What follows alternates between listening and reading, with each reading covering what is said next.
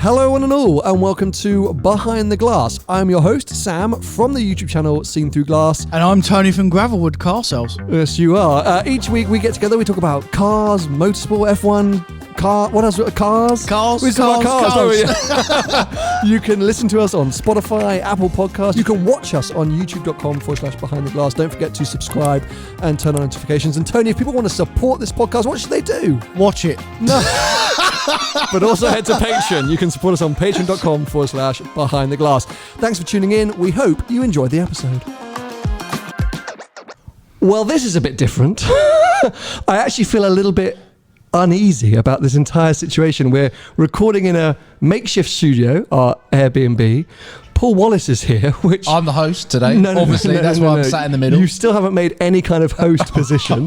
You are now a guest on the main Behind the Glass show. Is that a promotion? I don't know whether that's I think that's a demotion, isn't it? I think it is a demotion. Because I'm sat next to him. I worry about the direction that this podcast is going to go in, but if you've been listening to recent episodes, you'll know that Tony and I have been teasing this for a while. We're on a road trip. Oh my God. It started a few days ago. It's exciting. And we've made it to our premier destination. It's our end destination, isn't it? Yeah. It's the only destination. We've driven to here. Yes, you're right. By a few other places. Yeah. We're in Monaco. Well, actually, we're not in Monaco. Paul and I couldn't afford to stay in Monaco, so we've come to Menton, which is just down the bay.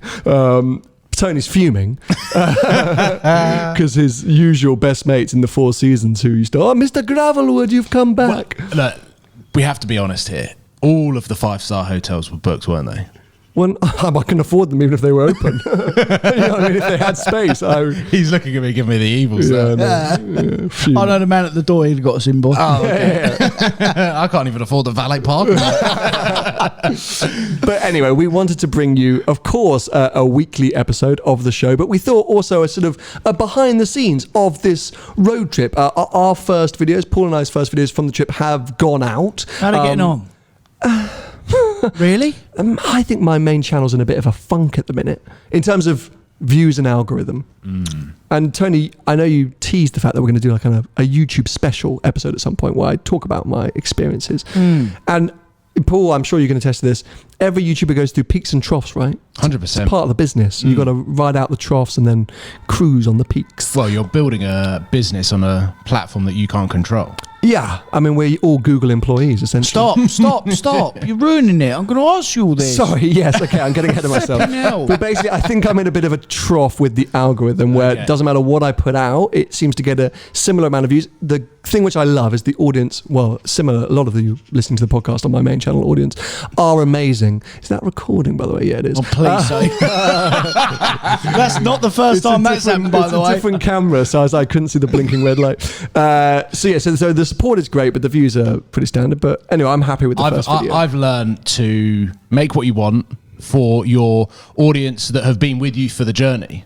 Don't try and get in the algorithms to build, just cherish the people you have. Which I do, because they're lovely people. And Tony, I appreciate them because they're always lovely in the comment section of this podcast and they're lovely on the main channel. So you're happy with your first video? I think both our first videos were strong, right?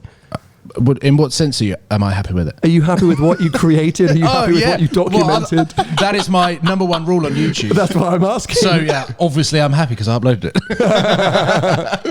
Well, it's not always the case, as we've been discussing at dinners. But anyway, yeah, so plenty more content to come. But we thought, this week, kind of right at the start, we'd bring you behind the scenes. So let's kick things off with the cars we've bought on this trip. Tony. Yes? You've been very quiet down the end there. Yeah, because I like to just, I don't like to butt in. I'll let you lot chat and let the world go by. Yeah, and then just rip us apart when you go 2 seconds. Yeah, to tell you a new one. just making notes. He's down the end making notes, going, I'll wait for them to be quiet and then I'll go in.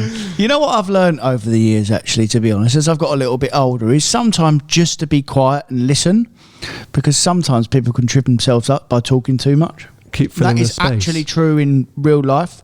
You can always tell from a liar as well, because if you're lying, you've got to have a really, really good memory. And liars normally keep talking and then they trip themselves up. You're right. And also they forget the lies they've told to different people. Correct. So, I did X, Y, and Z. One way or another, the lie's coming out. The lie's coming. So my advice to you, if you are a liar, don't talk. Stay quiet. Surely your advice should be, don't lie. So you own this Bugatti Chiron?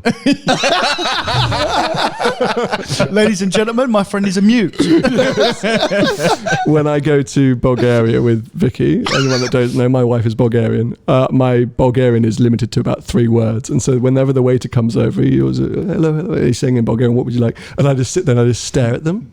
Because I know Vicky's going to order everything for me. And then the waiter leaves and she always goes, why didn't you say something? I'm like, what am I going to say? Thank you.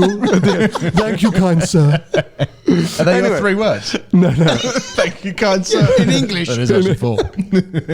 Okay, can we get back on track, please? Okay, so, Tony, what car are you in? Cayman GT4 PDK 718. I think the PDK part is the important part here. So we know our audience, big GT4 fans. Yeah. 981, 718. Now, it's not the car that you necessarily thought you were going to bring on the trip, and we'll come back to that in a second. Can we just address the manual versus PDK thing one more time? Because you did take a manual 718 GT4 around Wales, was it? Where did you take that car? Yeah, I did. I mean, I've had a few down the years. I had one when they first come out, but I didn't really drive it that much because it was a manual, oddly. But yeah, I did take one on a trip to Wales, and I did enjoy it. But I've much preferred the PDK on this trip now, for sure. Paul, you would automatically always lean to PDK, right? Like, it's a no question. Yeah, I think the manual is cool, but it's cool for 1% of all time. Do you know what I mean? Like, if you have the car for a year, 1% of that year, it's cool for the majority of the driving that I end up doing. So personally, for me, PDK, you can jump in it, you can drive anywhere you need to do with no stress whatsoever, and then get to the good driving roads and have fun by banging it into manual and just bang through the gears.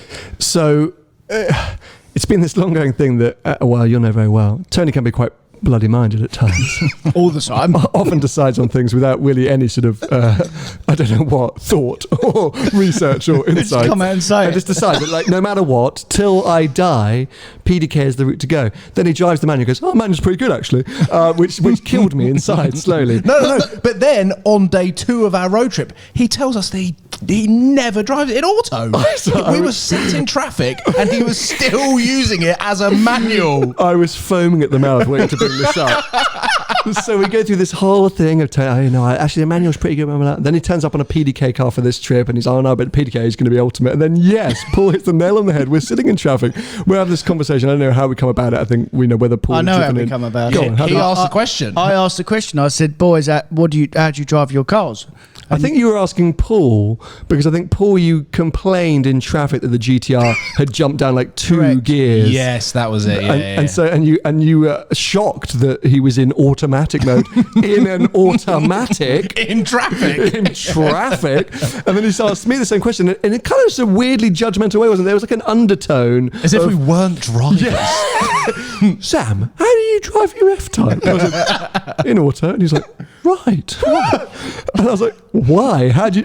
And so in a PDK, 99% of the time, you're in the manual mode, as in selecting gears with the paddles or the shifter? All the time, and only in PDK Porsches and supercars. Otherwise, if I was in either of your cars, I probably would have done the same as you two. Oh my God, this just doesn't make sense. It does make sense. What I quite like about the fact that we're hand holding the mics today is, whilst the audio quality might not be that good, I can do this. Which is bang the microphone against my head. Now, I would say it doesn't make sense because I think PDK is one of the best automatic gearboxes out there, right, Paul? Like that's. Yeah, but that's why I think it should have been put in the GT4 from the first time the GT4 was announced. I've always championed the idea of it purely because the PDK, as we know, is such a phenomenal gearbox. But yet Tony thinks, no, I can do it better. I can do it better. Well, I can. No, you can't, mate.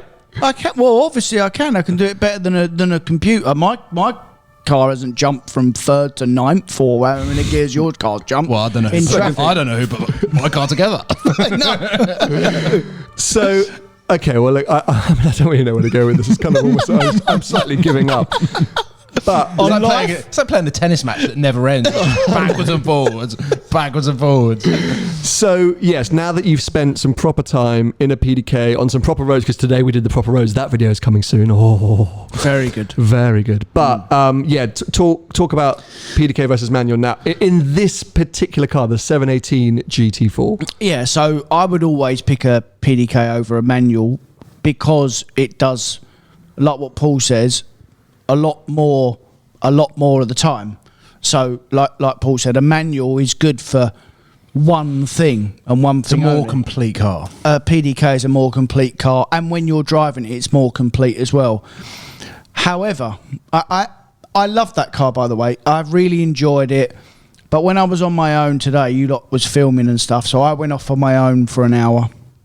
We did think that you would end up in a ditch. We were looking. Aside. We were looking. Aside, yeah. There was one point where I thought I was going to go in the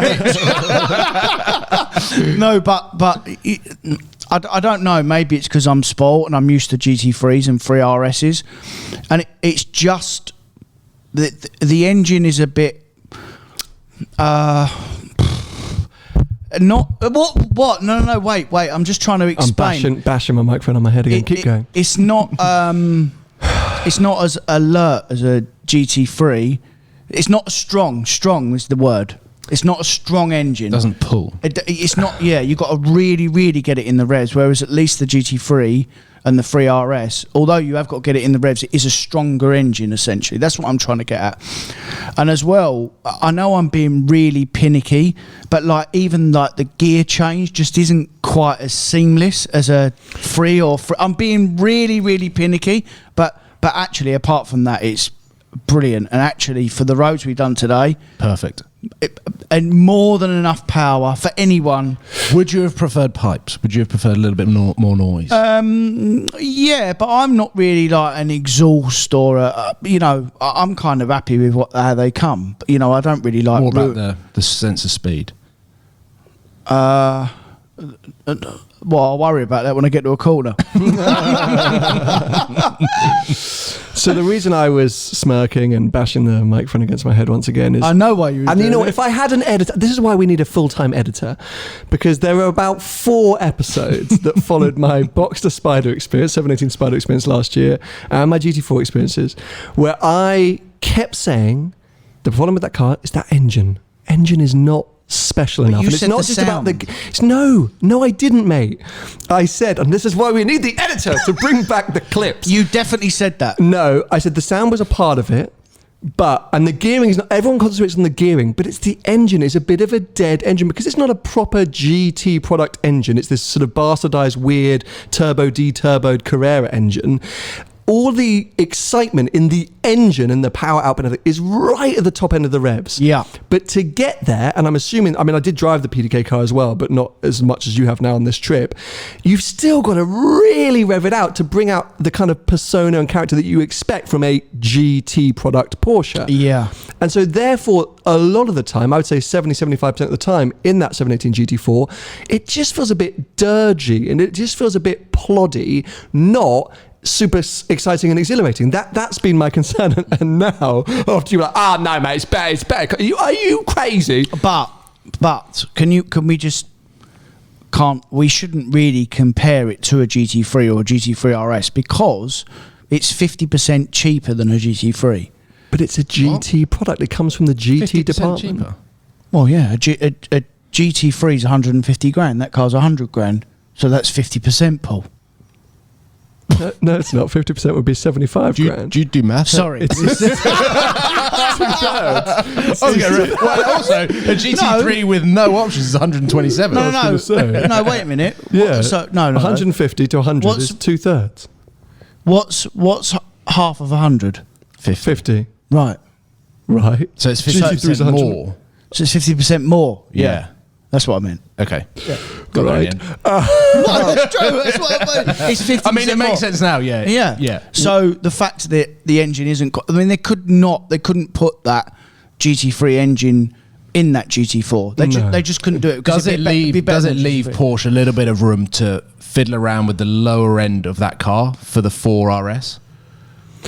Well, I mean, I guess, but are they not going to maybe put a different engine in for the 4S? They'll put the GT3 engine in. Yeah, and detune it, right? Yeah. Wow. That's what I would think. But my question more goes back to Tony, is how does it compare? Because you did have a 981, a manual, a yellow 981 GT4, didn't you? Yeah. So now you've spent so much time in a 718. What's that comparison like? Because whilst it was long geared, the 981, people didn't really complain about. I've heard a lot of other 718 owners, and heck, we know there's a ton of them that listen to this podcast, say something similar about this engine not quite delivering. So how do you think they compare? Yeah, I think the 981's a bit of a dead engine as well. It was really, really slow as well. Like at least the 718 is a miles better car, handles better.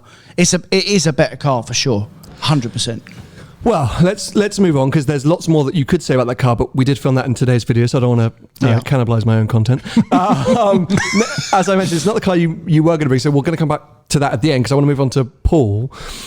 Obviously, here in the GTR, because what else would you have bought? Well, we've discussed this in the car on walkie-talkies. I think if I had a little bit more time when the thought plopped into my head, I probably would have bought a different car. As in, I would have swapped the GTR for something. I've been planning this trip for 3 months, but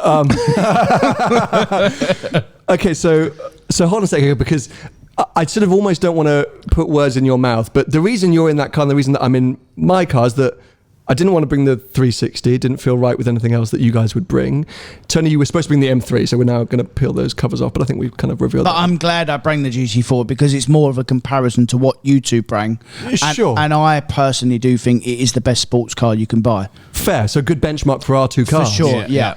But so, again, let's go along with it. You know, the GTR was right to bring. I get where you're coming from of, you know, now we're here and on the roads, we're like, oh, we both wanted to be in, I don't know, Hurricanes and 458s or whatever. But I know where this is going. This is why I'm trying to dodge around it. Talk to us about the how are you feeling? So, okay, oh God. There's quite a long story behind the GTR, because it started on the weekend when the battery drained. We normally record this for an hour, mate. Okay. I'll tell the short one. We got time. Yeah. So I started the trip knowing that every time I switched that car off, I would have to jump it. So you were already fed up. I was already dreading the idea of traveling 1,500 miles over 3 days. So I pre-planned to buy a battery here. So hopefully tomorrow, fingers crossed, that problem will have been eradicated. The difficult thing that I think most people will understand, it's just difficult because it's like a cool car like the Nissan GTR. I daily that car, so I live in that car, so I'm kind of desensitized to its specialness, and I've struggled with this before with the Audi R8. After about 4 weeks, it was the only car that I was driving, so I got used to it. So on this trip, I kind of was fed up with the battery problem and not feeling a buzz from my own car. Therefore, I think I'd set the bar relatively low for what I was going to get out of at least the driving elements of this trip. Coming down here and spending the week here and then going into Monaco and doing all of the supercar stuff, that's what I'm most excited for. On the motorway, great. It is a phenomenal GT car. It's very comfortable. I could probably do 1,000 miles in a day and get out of that car and not have back problems. When we got onto the tight and twisty stuff, the weight, the steering, the brakes, and actually the grip in greasy circumstances was subpar, to the point where I was really left underwhelmed every single time that we pulled over. He gets out of the GT4 in love with it and absolutely flying, chasing you down the road. You're so used to the F-types. I've never really had the opportunity of really hammering the GTR because I've owned it for a year, but half of that time was in a lockdown, and then since then I've been up and down the motorway, so I've really used it as a bit of a workhorse. I should have just bought a diesel.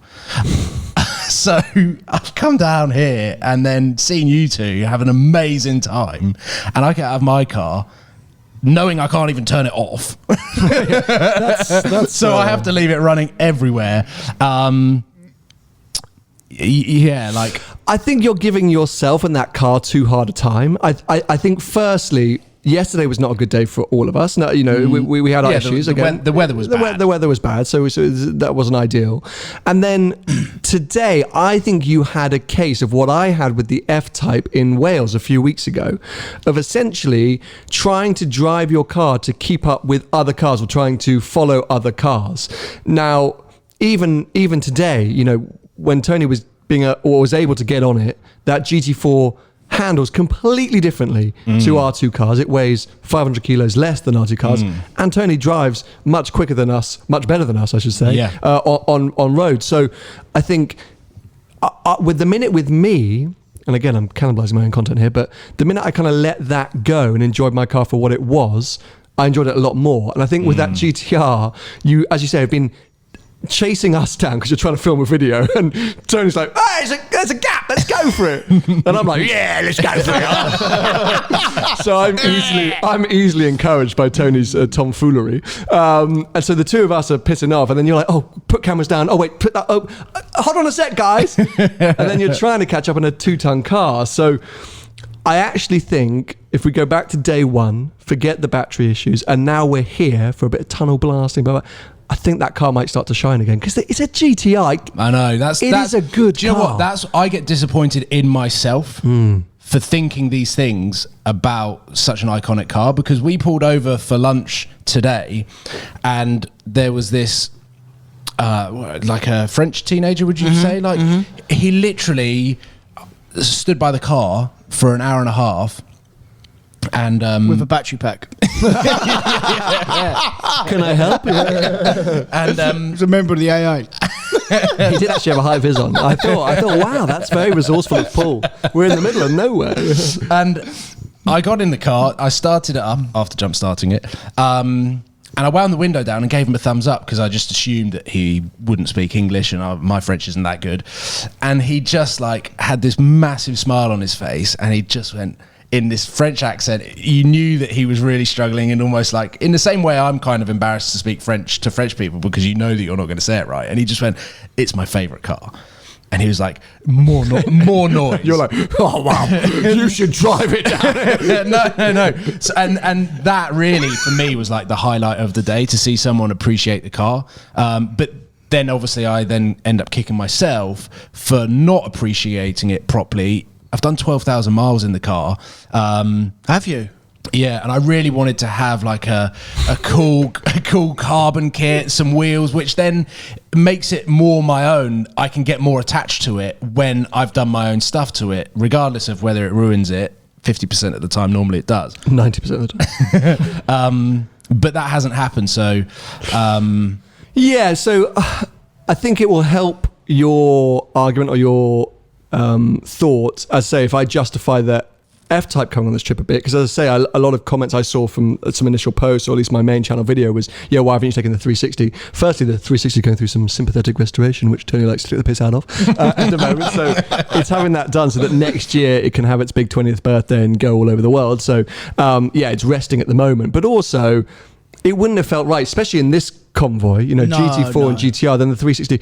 I think if you still had the LP640, Paul, or Tony, if you had that 997 GT1, still like what a trip that would have been. But you want to bring sort of comparable cars because then it's fun and it's interesting and blah blah. So again, that sort of forced your hand slightly into bringing your, as you say, what is a daily. And we are spoiled. We've said it, Tony and I, we've said it so many times on this podcast. We get to drive so many things. And that does tell you not only what you like from a car, but also gets you in this mindset that you can pick a car for an occasion, right? Like you, Paul, you're the exact same with this. If we have a trip coming up, we can email Ferrari, Lamborghini, Bentley, Porsche, Mercedes. Oh, hey guys, I'm doing this trip. Can I have this car? So then you're getting a car for the occasion. Whereas 4 or 5 years ago, you just took your car because it was your car and you loved it for that. And I think lockdown hasn't helped. And then our spoiltness has made us judgmental of, the F-Type's not actually mine. It's Jaguar's, but basically mine. I don't think they've ever asking for it back now. And put like 20,000 miles on the thing. I mean, they surely don't want it back. So that's exactly it. I think in the UK, I think the GTR is great in the UK, which is why I still have it. Because I think if I didn't like it, like the M2, like I would have just sold it. It's a great, but I get in it and I just put it in comfort suspension. And then just and I just cruise around. actually, boys, I think you're doing yourselves a bit of disjustice as well, because today, it's only really been today you've really moaned about your cars. No, hey. Don't put words in my mouth. I've been going mental about my car today. It was yesterday I was moaning. Oh, okay. Again, let's not ruin the video that's coming on Sunday, because we basically just talked about everything that we discussed in that video, but I'm pretty sure I got out at the end of the day and said, my car is the best car here. Then cut the video. No one can say anything else. So yeah, don't lump me in with this GTR hater. But go on, what were you going to say? So yeah, we're being a bit harsh on ourselves. Yeah, because you were comparing it against the GT4, which is a Focus sports car, on roads that we done today, and your cars aren't focused for that. You know, the GT4 they're is definitely not built. Yeah, the GT4 is a tool for the Alps, the Alp roads that we done today. To put a line in it now, because I'm getting cross, but all I'll say is tune in on Sunday to see why I had a dada moment with my car of realizing, yes, to drive it like it was designed to be driven rather than trying to make it be something that it's not. Roof down auto. Sunday, tune in. So let's touch on the car that you might have bought, Tony, the M3. Yeah. Because you're like, oh, you're super happy on the GT4. I get it. Why wouldn't you be happy on the GT4? But I was really intrigued and excited about you bringing the M3 on this trip, because I wanted to know what it was like, because Paul and I think when we both drove it, I found it was so soft as a what was the old M3 M4 that I didn't really like was a sort of blunt instrument, right? It was a bit sort of on or off and a bit whilst they suddenly had just made it very supple and comfortable and usable, still very quick. And I wanted to see if it came alive or whether actually it was a bit numb. But explain quickly why it's not here, and then what your initial impressions at least were. The engine in the old car, by the way, that's why it was very on and off, because just so spiky. It's a spiky engine, that old M4 engine. The new one is got a very linear power. It's loads different. Got a different gearbox as well. It's a 8-speed. It's a torque converter instead of a double clutch. So it is literally, when people ask me, it is literally at M5. But actually, I think it's a bit of fate. I'm glad I never bring it, because I think today I'd have been pissed off with it. But then again, I'm wondering whether actually it might have come alive today, because everyone said, do you remember at that launch, BMW wouldn't stop saying about on track, where you need to drive this car is on track. All the journalists who've driven on track, oh my God. So it's good that it's a road track, a road test. Yeah. That was, well done, guys. Thank you for giving us a route around Farnham. Yeah. But to be fair, of the journalistic reviews that came out, people who had driven on track were very positive about it. Yeah. So I wonder whether today, all up in M mode with everything switched on, maybe you would have been like, wow. You are talking from hindsight after experiencing the PDK GT4. Yeah, I am. But as well, I'm also talking from a little bit of knowledge in the fact that normally it's light cars that are good.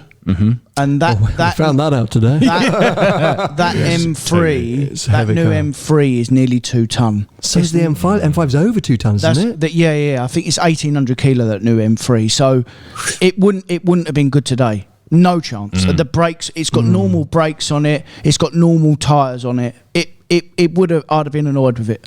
So, are we in summary saying if you want to do Alps switchback roads, if you want to do proper twisties, it's still either super hatch, and I think manual, or full like supercar? Say almost same rules apply to the North Coast 500. I would never take a supercar to the North Coast. No. Definitely super super hatch. Yeah. I think like today, because you want enough power to get up the hill, so you need, I don't know, like, is it i30N? Or Civic Type R, Megane Trophy, like 350 plus. Yeah, proper hot hatch. I think would have been great today. Or something dialed in. Okay, you're right. Maybe not supercar, but sports car that's focused. Supercar, great, but obviously if you're on a supercar on the roads you've done today, unreal. But something not with huge horsepower is not always necessary. Just tyres and brakes and low weight and not loads of weight. because I think that's what. So, but if you're in those cars, if you're on a C63, if you're in an F-Type, if you're in a GTR, if you're Crash. in M3, no.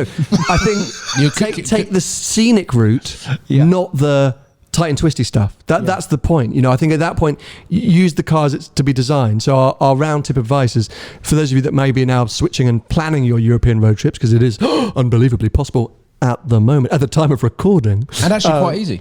And quite easy. Yeah. Oh yeah, let's just touch on that quickly. Actually, so we're all double vaccinated. To get into France, we just have to do a passenger locator form. Same with Germany. Switzerland, we're like, have fun. No, I didn't do. I didn't do Germany. Oh right, or me. No, right, okay. Only because I forgot. Fair. But I think maybe it's only if you're flying in.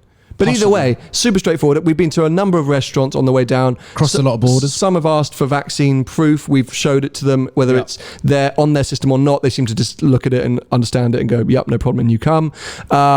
We've worn masks when we've needed to. We have been out. It's been very straightforward and kind of fun and felt fairly normal. Yeah.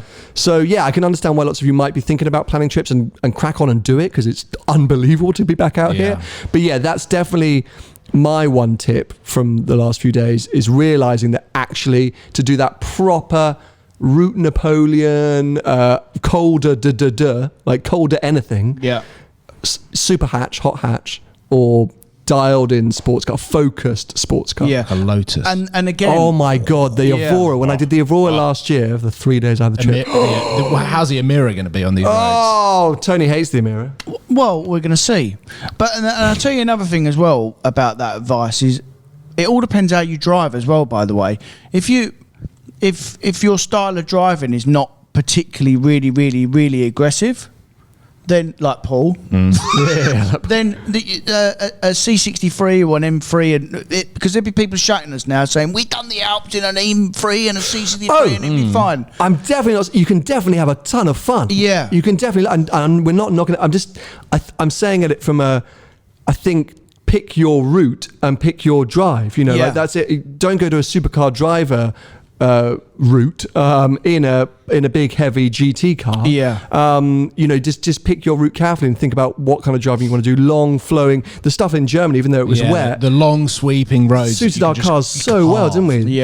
That one road up through the Black Forest was unbelievable for us, and that was long, wide sweepers. So I think it's just plan your route carefully depending on your car. Because there are roads to suit everyone, and we're not the tourist board, but we sound like it. But this episode has been brought to you by Visit Europe. Anyway, what I thought I'd do to kind of, we've made our way halfway through the episode, is actually review a whole load of questions that we got submitted as part of the walkie-talkie Q&A, we only answered a short handful, and there were some unanswered questions. Yeah, there was some brilliant ones. Can we swear?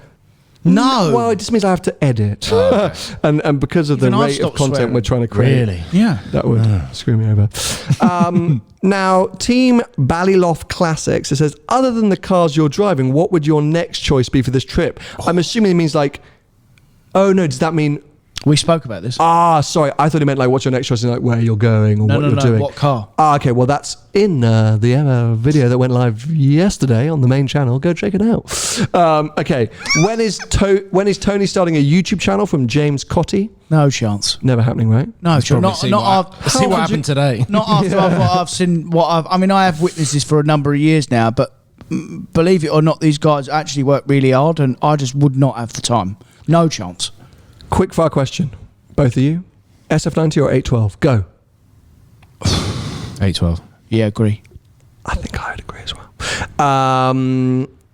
Is the GT3 a PDK or manual version, and which one do you prefer? So the new 992 GT3.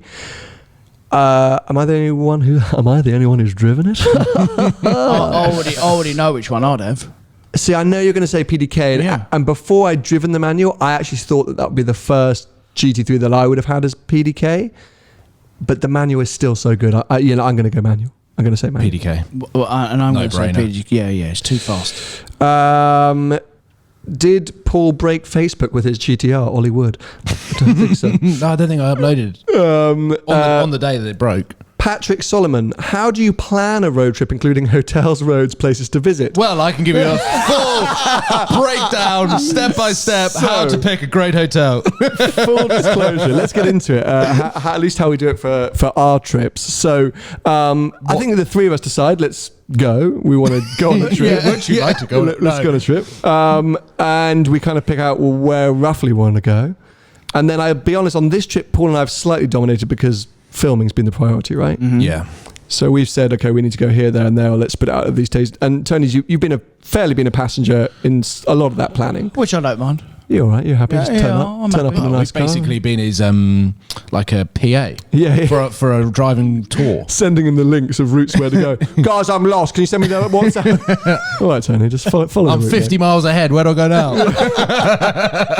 Now, historically, Paul has had what I would call hit and miss reputation when it comes to hotels. Really? Oh my god! Well, that's a whole other episode to get into. Paul's disastrous logistics. But the last 3 weeks for me have been fairly hectic with commercial deals and a load of filming that's been going on. So I did put into the WhatsApp group saying, "Guys, can you just sort the hotels?" Which, Paul, you did. Yeah, with the help of Tony. Okay, fair. With the help of Tony. Fair, Tony. He's saying, get the 5-star. Yeah. Well, he did suggest the Four Seasons at Geneva, which is £1,000 a night. It is lovely there. It's very nice there. So nice. Problem is, Tony and I do agree on the style of hotels that we like to do. So when I logged in about 2 weeks later to check what you'd done, I was like, oh. That's where you booked. But no, you've smashed it, haven't you? And so how did you find the hotels? I'd set the bar slightly lower for the German hotel purely because we were limited. When we look for hotels, or when I look for hotels, the number one priority is solid parking. Because you always can turn up to hotels that don't necessarily prioritize that, because there are so many more important elements of a hotel business that don't necessarily mean that parking's that high up. But the German one was nice, the rooms were great, and had a banging restaurant. The views were amazing over the countryside. Loved it. I had high hopes for the French one. However, there was slight miscommunication as to the location, because we had stayed in Lake Annecy before. And I checked the group. When we originally said, where should we stay? I said, how about Lake Annecy? Yes. You then sent 3 links to Lake Annecy hotels. Yes. All of them were discredited by Tony. Then you sent another link saying, what about this one? And never clarified at that time that it was an hour down the road in a completely different city. In a city. In a pedestrianised zone behind bollards. Yeah, so I had done a lot of research into this hotel, but I think it was slight misadvertising. Yeah, maybe. Very nice hotel. But it was nice. It was nice. I think you've hit the nail on the head there, though. Basically, any planning for a road trip starts off with locations for parking, right? Logistics, like, any accommodation, you need to think about parking. I actually disagree. Really? Yeah, and I'll tell you why. Is that if you're planning a road trip, then the most important thing is the roads. So obviously you do need parking, but what I mean is that sometimes you can't always stay in 5-star hotels in the Alps or no. Oh no! Because we will have a disaster. We will have people that all walks of life. That some people want to stay in nice hotels, some people want to stay in not so nice or whatever. Can't afford to stay in the nice. Whatever. I didn't want to say that, but it was derogatory of you to say that. Derogatory. It's just what it's like. You can't say people want to choose to stay in a bad hotel. But some people do. Paul Wallace does. He does. But what I'm saying is that pick your roads. Pick your roads. And then just find the best hotel. Along the way. Interesting. Because the most important thing is the roads. Fair. Totally agreed. So how do you find the roads? Well, we're going to tell them. No, well, I'm asking you. Well, sorry? Truth being told, I don't think Tony's ever found the roads. The trips that he likes to go on are the ones where he turns up and gets a map and off he goes. That's all planned for us. We normally pay for it. Good point. Google's a fantastic resource, by the way. So if you're heading anywhere, of course, just jump on Google and type in, best roads in Switzerland, best roads in the Black Forest. That's always a good starting point. I've said it many times on the main channel. What is often described as best roads are often the best scenic roads. Definitely not always the best driving roads, and great scenic roads aren't often that good driving roads. And also, the ones that are like top at Google are also the busiest. Exactly that. Yeah. So just have a thought about, again, what you're trying to achieve with this trip. Be careful with your Googling. Have a look, get on Google Maps, look at Street View, see, is it a dual carriageway? Is it a busy road? When you drop a Street View, are there trucks and vans on there? Because that's going to mean it's a busy road. And then you've got time of year as well. But if you wanted to go rogue, think, right, I want to go to the Alps, just get on that Google Maps, zoom in, and if you see a white line squiggling around, that's going to be an all right road. Most of them over the Alps are incredible. Yeah, It's just whether they're open or not, depending on the time of the year. A top tip: if you just want to go on some driving roads, just base yourself in the Alps. You can't go wrong. Yeah. It's as simple as that. Well, that is kind of why we love it down here so much, because you've got supercars in Monaco, great places to stay, eat, hang out, but that way you've just got the best roads in Europe. Yeah, I would say the triangle of Monaco to Geneva to Lake Como/Milan, that triangle, if you want to do a sort of week and stay a couple of days in each of those and then just move around within that geographical triangle, you're going to find some incredible roads and have a great time. So final part was food. We actually talked about this at lunch today, so I want to bring it up. Did we? Yeah, so firstly, what I say for content point of view, I'm often researching food myself because I like to eat. But once you get into the Alps, and especially in France, just find a village and go to the brasserie. Yeah. And it will be fantastic. Be aware that they do close about 2:00, so it's not like you can... For sleep. For sleep. But I would say 9 times out of 10, you can stop at the most random location. Yeah, I agree. And the food is banging. Yeah. So that was all I was going to say about that. I'm not sure if that carries over for America and parts of Asia and other parts of Europe, but definitely in France. I wouldn't recommend someone to stop in the next village in America. No, I would not either. What's one car you'd all have? Well, one for car. This trip? No, I think just in general. That's come from TOUFICD. One car that we've been talking about a lot on the walkie-talkies. Roma. Ferrari. Roma. There's quite a lot of cars that me and Sam would have. Roma. I don't know if there's many cars that me and you would have. No, but I think that comes down to differing driving styles. Possibly, yeah. Because I'd probably say on this road trip, the best car to take in the mountains is a Rolls-Royce Dawn. Oh my God, John. I knew that. I know another one apart from the Roma. Rolls-Royce Wraith. Continental GT. Yeah. We'd all agree on that. Yeah, good shout. Yeah. I think I probably would have DBS Superleggero over a Bentley Continental GT. Oh, for God's sake. Any Aston Martin fans out there? Well, yeah, big underscore Hero 97, DBS manual, good first supercar. So that's the old shape. Probably if you don't want to drive not quick. Not a good first supercar. No, not quick, huh? It's not a supercar, either. It's a GT car. Super GT, maybe. Yeah. It's cool. It's a great modern classic, but it's huge running costs. Yeah, and not that fast. Okay. Go on. At that sort of price point, which is like 90, 100 grand, what would be the perfect first supercar? R8 V10 Plus? Yeah, R8 V10 Plus. AMG GTR. Well, yeah, fantastic shout. California T. So I'm just scrolling through trying to find some other. Nick B. I'm going for his N7 CKB. When is Paul going to bite the bullet and just get a Porsche? Ooh. Something which I feel like has lost its heat a little bit recently. It has, only because the entire used car market has gone completely mental. So I actually started looking at 991.2 GT3s. I had one lined up at Porsche Colchester. It was a grey car. It was lovely. It was 125 grand. 125 grand. I was like, well, actually, I've just sold my Murcielago for 150 grand, so I'm going to get into a cheaper car here. The monthly payments were more expensive than the Murcielago. Really? Is that normal, Tony? High monthlies on a old GT3? Residuals are normally really good. I was going to say, yeah. Well, how much was it? You got scammed. It was 12.5 in. It was 10% down, and it was 1,400 a month. Is that a magnitude deal? Yep. Bagging. Really? Yeah. And then No. and then I was like, I'm out, purely because it's not what I thought it was going to be from a financial point You thought it'd be 500 quid a month. Well, no, I thought I'd at least be saving money from selling the Murcielago and buying a 991.2 GT3. But you would have been saving money because you wouldn't have lost any money. Well, now they're 150. So, yeah, I missed out on that one. But would you actually like... I don't think you'd actually like a Porsche. Well said, Tony. Why wouldn't he? Well, Because he doesn't like driving. So when no, I do like driving, Tony, but our driving styles are different. Wink, wink. No, but I think a Porsche is only really good for a certain. Well, it's a certain drive. Well, yeah, it's a total lie actually, because look at everyone who owns a 911 Carrera. I mean, that's the variety of person who owns a 911 is massive. Yeah. When I got this bug, it came from Mr. JWW's Turbo S when it turned up at NVN London, and I saw it and I was like, oh my God, this is amazing. I got in it. Oh my God, this is amazing. Mm-hmm. And then I heard everyone talk about the build quality of it. And this is in a time where Ferrari are missing the mark, McLaren are missing the mark, Lamborghini are missing the mark ish. As a diehard, I'm not gonna. That's your argument. Yeah. Are you talking about Ferrari? No. I'm talking about Lamborghini. I don't think Lamborghini are missing the mark. No, I don't think Lamborghini are missing the mark. That's what I'm saying. Yeah. Go on.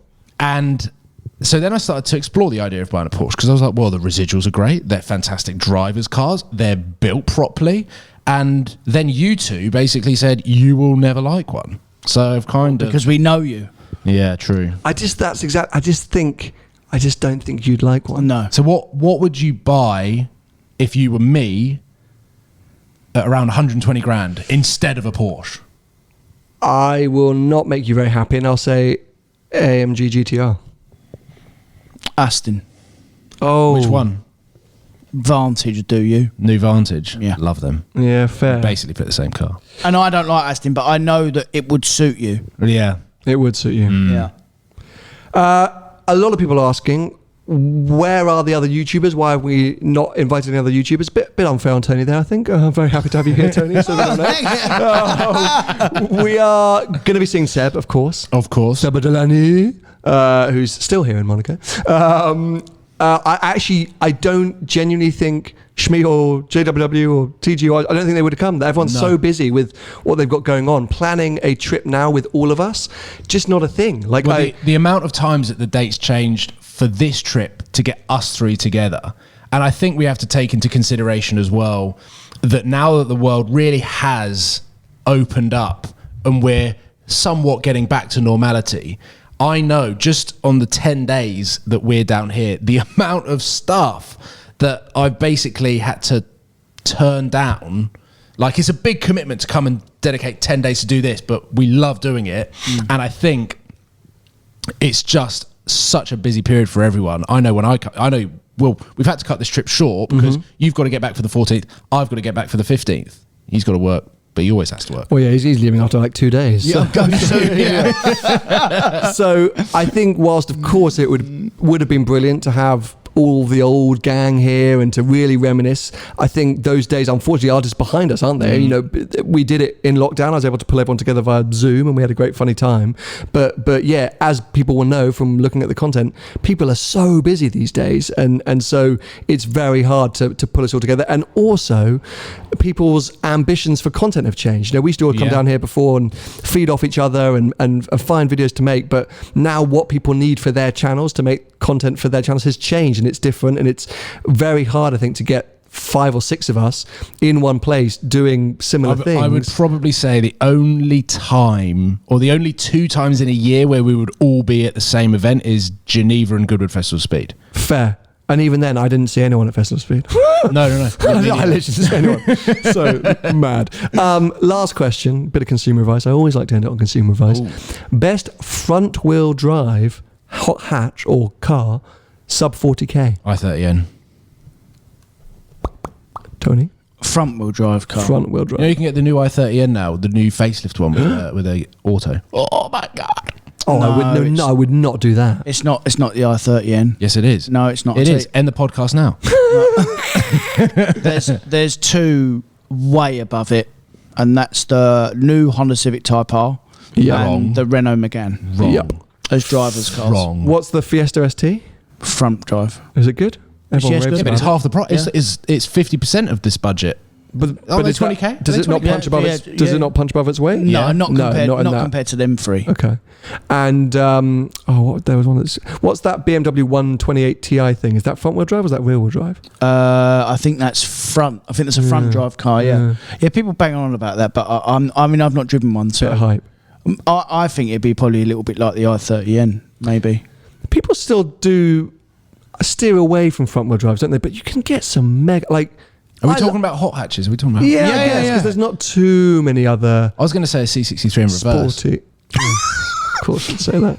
Such a chav. But there are some incredible front wheel drive cars, and I actually quite enjoy driving front wheel drive cars. Abarth. I've got 2 in stock then. Oh, you're going to have 3 soon. Abarths. Really? Once I get a new battery, have you got a contact? I'll just buy you one. What is it with you two with batteries? Should have trucked that down here, and we could have got 2 batteries fit at the same time. Well, anyway, I think that brings an end to this week's sort of relatively impromptu but also planned on the road episode. We're actually going to be doing another one of these. Tony and I will be doing another relatively regular episode without Paul. Well, actually, if by popular demand, Paul could be back, because he does. Probably not, because I just spent half an hour slagging off the GTO. Yeah, that's a burn him at the stake. But yeah, we'll be back. So there'll be one more episode from the road before we then return to the studio. What about our other podcast? Well, and very excitingly, and I think potentially straight after the Turkish Grand Prix this Sunday, Paul and I was going to say, we'll be coming to you live, but no, we won't. We could have actually, that's one thing we turned down. We both could have been at the Turkish Grand Prix. We could have done the podcast in Turkey, but we chose content. And to spend a week with Tony. Yeah. Hard to make content at a Grand Prix. Anyway, moving on. I'm getting totally sidetracked. If you've enjoyed this episode, make sure to give it a thumbs up if you're watching here on YouTube. Subscribe and turn on notifications so that you miss future episodes. You can listen to us also on Spotify and Apple Podcasts and places like that. So if you are listening to us, thank you, and keep listening to us on those platforms. You can follow Tony at Tony Gravelwood Car Sales on most social media platforms. Paul is at Wallace PJW on most social media platforms, but he also goes by Supercars of London. And I'm Seen Through Glass, and we will be back with you very, very soon. Bye-bye. Bye. Bye. Let's get some dinner. Yeah, let's go get some dinner.